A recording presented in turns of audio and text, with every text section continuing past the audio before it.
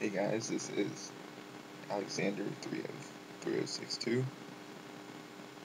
Also just Alex. Most of you guys have probably heard about the 2012, like how the world's supposed to end tomorrow. And I'm not sure if it's going to or not. I'm going to treat this video and this whole special, 2012 special, as if the world were going to end and this was the last video I'm ever going to make. So I hope you guys enjoy. We have a lot of stuff to go through in this special. Probably be a few reviews, maybe, other stuff like that. My thoughts on things that I never got to, and just some extra fun stuff. So look forward to that. All right, guys, let's get this show started.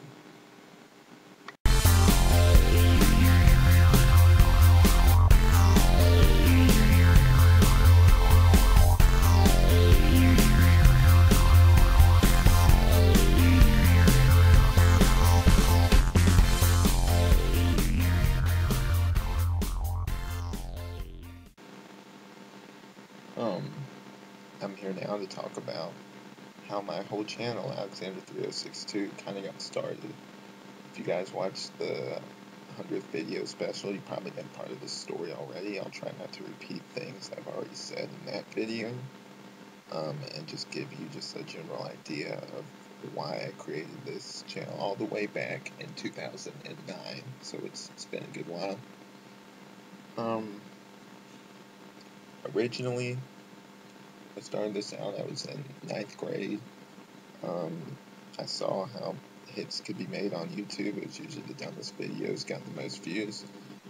And I just decided one day, hey, maybe I should start making videos and stuff. So I got a camera for Christmas and decided just to start filming stuff. Now, the original camera that I used was a good camera, just batteries. It ate up batteries like crazy. So now I use a trusty webcam now. But then I'd only be able, since I didn't ever buy a memory card, I would just record like a few second long videos, just mostly funny stuff. It later got into more serious stuff, but at the beginning it's just mostly funny stuff. It's just the dumbest thing I could think of, basically, because that seemed to be getting the most popular at the time on YouTube. So anything silly that I came up with got put on my channel. And I'd like to think it kind of evolved since then to something more. I've started doing reviews now. That just recently got started. I have the Batman, also just superhero stuff in general. I've started doing more of that. I still occasionally, like right now, I am working on like a movie script for like a full-length movie. I still do the whole movie thing, and it's moved more towards that than what it originally was. It was originally just like a short, silly video sort of channel. I never thought that I would still be doing this a few years from now, that I'd have all these viewers, and that I'd be doing what I'm doing now. I never would have guessed I would be reviewing superhero related stuff. So that's pretty cool. So yeah, so I think I've come a long way in the 4 years I've been on here. And that's pretty much the origins right there of how this got started. The name was kind of random too. I had to have some sort of name with like numbers in it or something, so I just had that on there. There's no really significant meaning behind it except my name being Alex. The 3062 really doesn't have any meaning. So yeah, so next I'll probably be doing like quick reviews, possibly something else. I'm sort of making this up as I go, so bear with me. So enjoy that. Coming up next.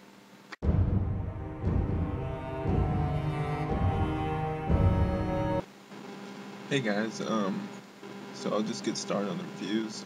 The two I picked out for these quick reviews, and quick might be sort of stretching a little bit, but as quick as I can make it so I can fit everything else into this show.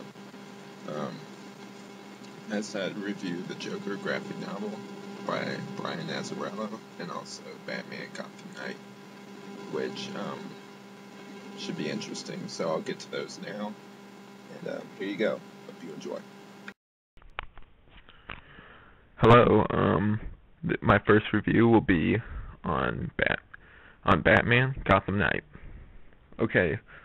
Um, I guess I'll just go on with reviewing it since I'm trying to keep these short. Batman Gotham Knight's an interesting movie. It had 4 different, acclaimed Batman writers. Brian Azzarello is one of them, and also has 4 renowned Japanese animators, and had one of the taglines of being the first Batman in anime form, at least the first official one. So, it had a lot going for it. Also, another thing that I think ultimately was one of the big weaknesses of it was it claimed to tie in to the Batman Begins and the Dark Knight, which it ultimately didn't. Batman Gotham Knight is composed of 6 vignettes, I believe,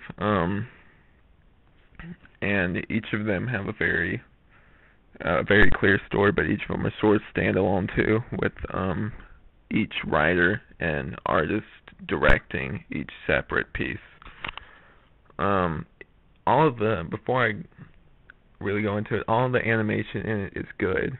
Some of it may not be my favorite, but it's all very original and stuff we really haven't seen. It's very detailed. It looks good, even if it's not your favorite.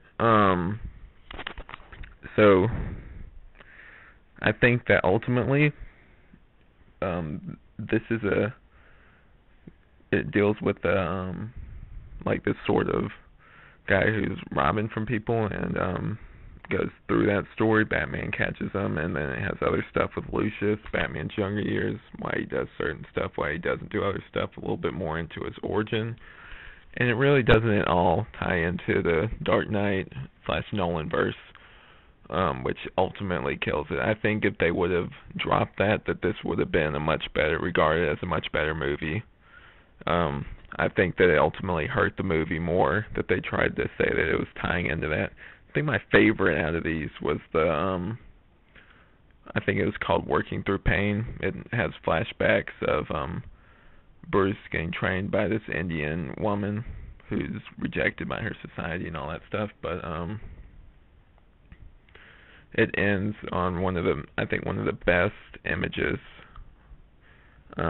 ever in Batman, of him holding guns, him looking up, and Alfred saying, "Come on, we gotta go," and he just can't let go of it. It's very metaphorical and symbolic of his journey. Like, he can't let go of that traumatic event and join Alfred on the other side, which is very symbolic. He can't move past that. It's very much, he's stuck on that, and it's very interesting how it's very foreign to him. Like, he can't get past just having to stop the crime and everything in that events of that one night and how it shaped him. He could never really get over that, which I think is very cool. Brian Azzarello also wrote that part, which will segue into my next review. If I were to rate it right now, I would probably give it a 2 out of 5. The art is very good in this. I would advise when you watch it, just to not think of it as a tie-in to the Nolan verse, because it's really not. It's just very much its own original thing. And some parts in regards to story vary. Some are good and some are just kind of okay. But if you're a Batman fan, I advise you pick it up. Okay, so I have the next review coming up very soon. Hope you guys enjoy. Alright, so like I said before, the next one would segue with the Brian Azzarello thing. I'm reviewing another thing by Brian Azzarello, and this is something very different, but also kind of the same in its tone overall. It's called Joker, and the very simple premise of it is that the Joker's not crazy anymore, and so he's coming back to very much reclaim his turf, or he says he's not crazy, but we all know Joker, and we all know that can't be true. It's very much like a gritty take on the Joker series, very similar to Nolan. In fact, the way Joker looks is very similar to the Batman movies, and from what I've heard, supposedly the artist said that's how he always draws Joker. I'm not sure about if that's valid or not. I really don't know, but one of my favorite things in that, oh yeah, about the story, sorry.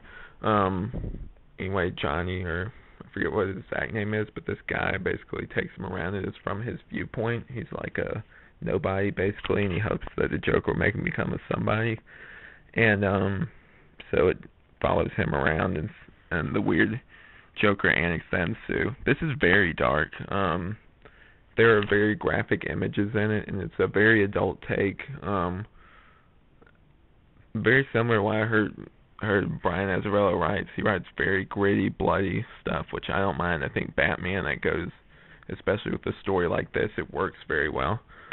One of my favorite scenes in this is when, at the very end, we finally meet up with Batman. He doesn't appear to the very end. I like that, because usually a Batman story, he's in most of it. I like how he doesn't appear to the very end, and his presence is very much felt, but you don't really see his face to the end, which I thought was a really cool touch. It's very much focused on the Joker.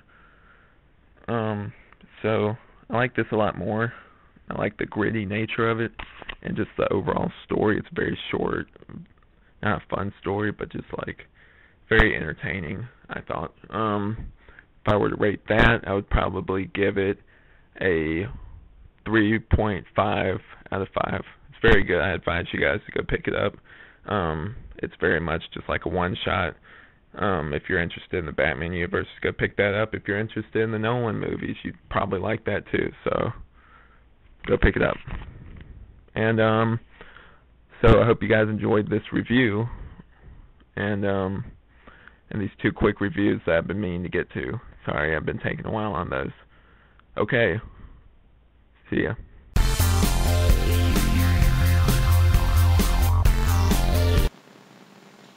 So guys, that's it. Final thoughts. If the world does end tomorrow, hope you guys all have fun today and live it up. Thanks for watching my videos, and shout outs to First Angel Farios for first becoming a fan of me when no one else was, when I was doing the Crusader series.